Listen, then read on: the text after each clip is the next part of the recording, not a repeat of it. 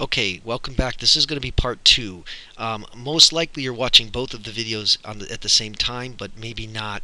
But I'm going to split this one up. We're going to pick up from evidence of evolution, which means going back to what we were talking about in the last video. Remember that the idea here that was really against the church was that we've evolved from a common ancestor and we've been modified over time as a species.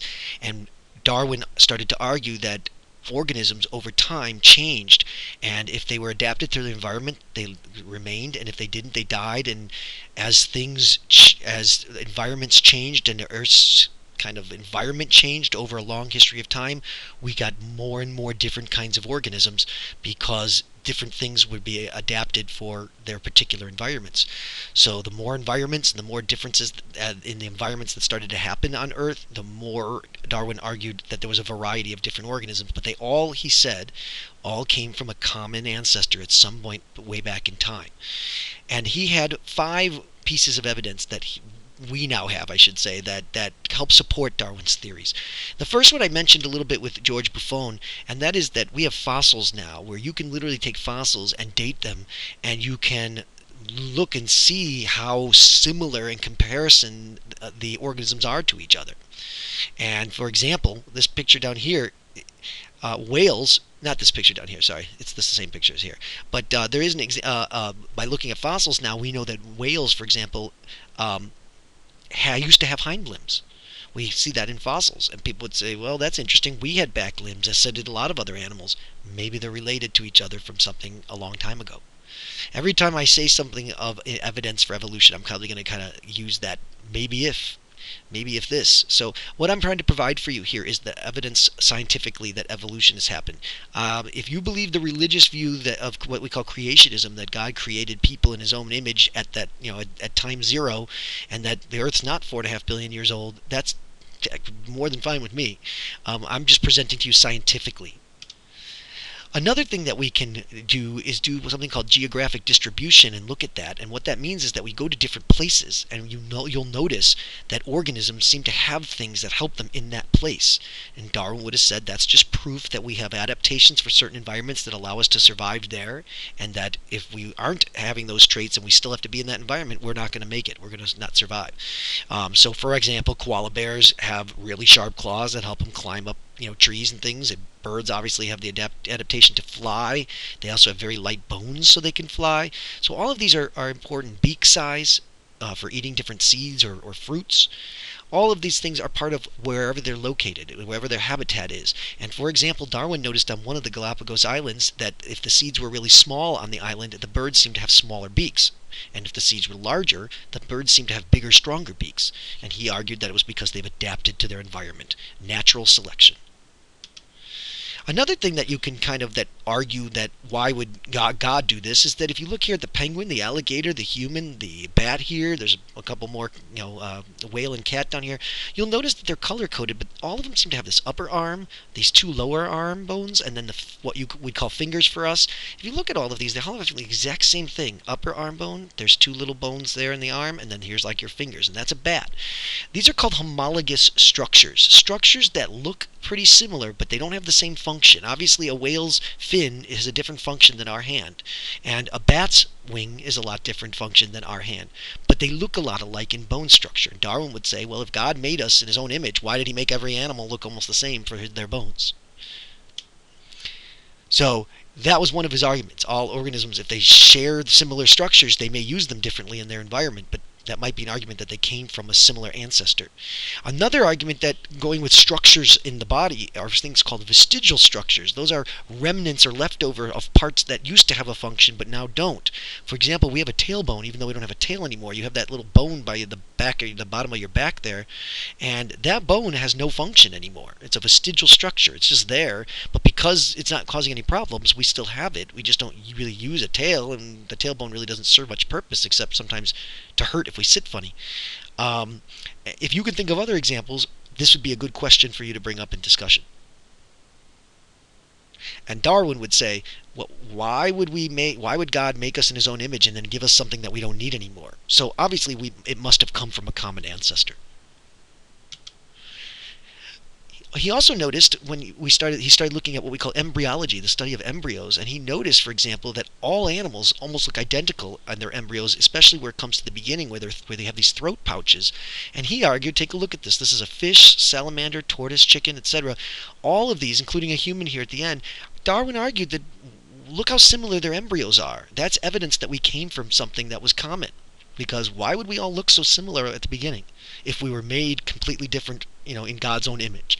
So that was his argument against the church. Now, of course, you can see down here that they all look different, but what he was talking about is the embryo stage here, before they become a fetus and before they've been born. So he argued that that was evidence that we came from a common ancestor and evolved from that. And then, as scientists have gotten into more modern stuff from our DNA and biotechnology discussions, you might remember that we can look at DNA and we have a lot of the same genes and a lot of the same codes, the A's, the T's, the C's, and the G's. And Darwin would say, all right, if you analyze those, you can actually see that us and chimpanzees have almost the exact same genes.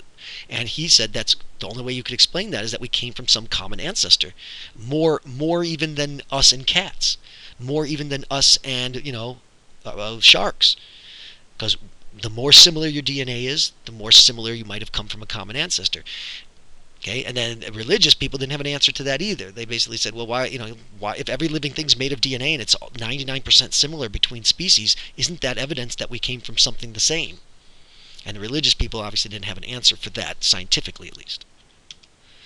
We're going to skip this microevolution stuff, so please go ahead and just kind of go through, and we're going to skip this for this summer. The only other thing I want to talk about is this one that says genetic drift. If you can flip to that page, I'll wait a second here. You can pause the movie.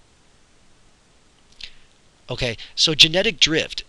Genetic drift is something we're going to talk about real quick. It involves the environment, and a genetic drift means the changes in a small population of organisms due to chance. For example, weather or something like that. So let me give you a couple examples. There's a lot of examples of what we call the bottleneck and the founder effect.